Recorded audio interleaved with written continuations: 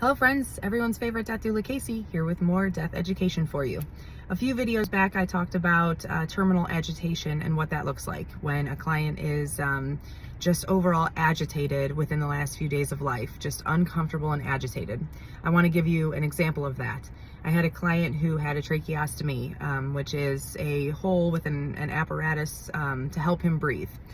He was all of a sudden, within his last few hours of life, he hadn't moved in days, but all of a sudden he was just agitated, ripping his clothes off, trying to rip his tracheostomy out of his throat, kicking the blankets off, moving, kicking, terminal agitation. What do you do? What do you do when a client is having terminal agitation? Well, step number one is to keep them safe.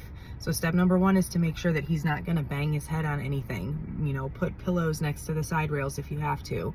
And also try as hard as you can to prevent him from ripping that trach out, because that is obviously not safe. Step number two is to make him comfortable.